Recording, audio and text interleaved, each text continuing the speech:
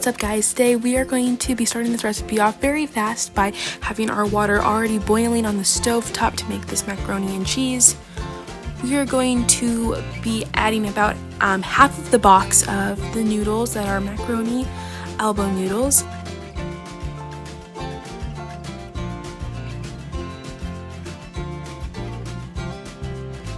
Make sure to always add 1 tablespoon of salt to your water. Well as stirring the pot, just making sure that you consistently stir the pot around, and then we are going to be finished with the cooking of the noodles and going to strain the noodles.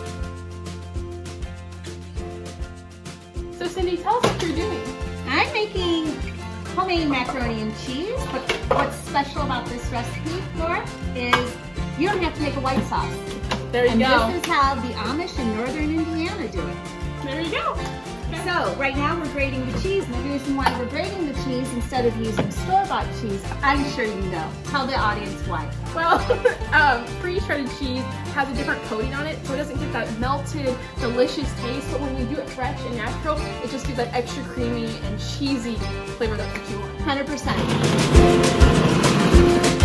So, I need about 6 cups for this recipe, Okay.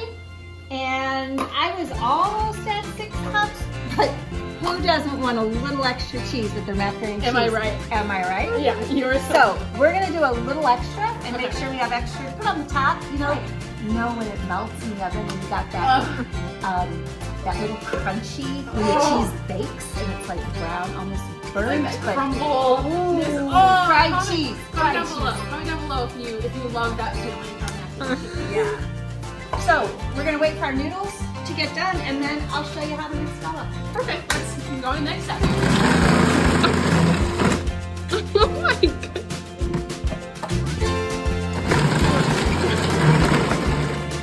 So Cindy, tell us what this contraption even is. Okay, so this is my food saver, and because I buy cheese in bulk Okay. and shred my own, Right. I'm not going to use this right away. And I could stick it in the freezer, but I want it ready to go when I want it. So even if I stick it in the freezer to keep it fresh, I use this food saver. So I just put it in a plastic bag.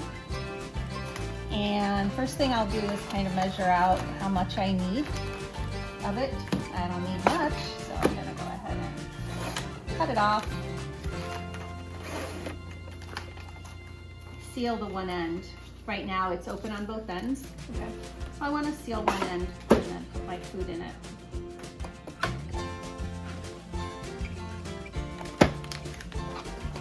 Put the cheese in.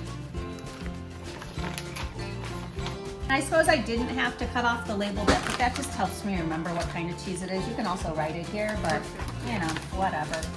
And then we're going to vacuum seal this. So I'm going to put the open part of it in there.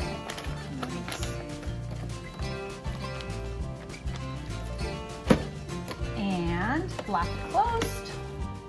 Push vacuum. You'll notice it's going to suck all the air out.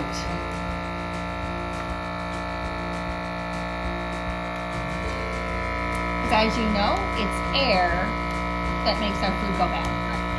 So as much air as we can get out of the bag of cheese, when I kind of hear this noise change, I'm going to push it to seal. So now it's going to seal that end shut, and I can throw this in the freezer or fridge to use later. That's impressive. That technology just here and there, guys. That is amazing. I will link down in the description box below if you want to find one for yourself, and we can look at that another time. So thank you guys. Okay, so what is our next step to make this amazing mac and cheese? All right, well, as you know, we drained the macaroni. Right. I did run some cool water over it just to stop the cooking process. And so we are going to add 2 eggs that I've already beaten.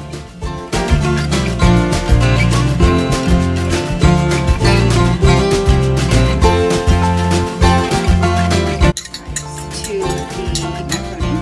We're going to add 2-3 teaspoons of mustard, powdered mustard, mixed with, I just kind of melted it with a tablespoon of really hot water.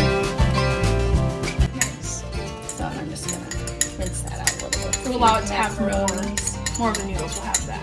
Yeah. dressing. I'm gonna stir that up, and along with a couple tablespoons of butter. And the noodles are still warm, so the butter should melt just fine. As we stir it up, hand me that wooden spoon, please. Thanks, that's a lot easier. Just mixing up the eggs, the dry mustard, and the butter. Again, guys, like, this is just a really easy recipe you can do at home. It's a little bit of effort, it's some hard work, but again, it is just a delicious recipe. So yeah, this is actually one of my boys' favorite meals. Oh, that's good. So we're going to add most of the cheese. Like I said before, I did grate a little extra to sprinkle on the top. I'm going to stir that in along with 2 cups of milk. And this might be the easiest homemade mac and cheese you'll ever make. And we'll pour it in a pan. Yeah.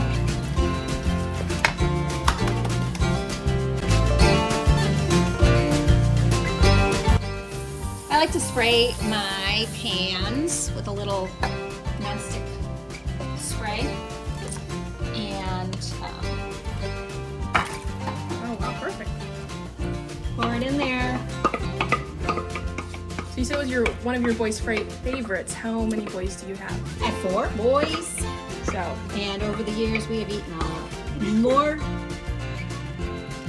pans of this kind of macaroni and cheese than I can probably count. so she knows her stuff, guys. So. She knows her stuff.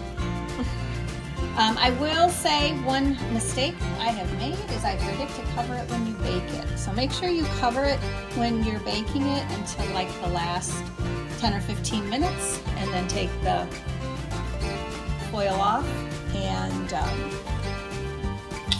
cheese that I'm putting on top. Crisp up.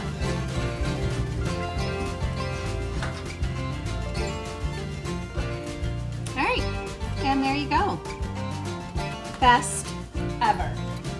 Know, guys, that if anyone's worried about the eggs that were in there before, we're going to put this in the oven. So either way, the eggs are going to be cooked mixed with all of the other ingredients. So no worries about like salmonella or other things, that all the stuff is being cooked. So all good.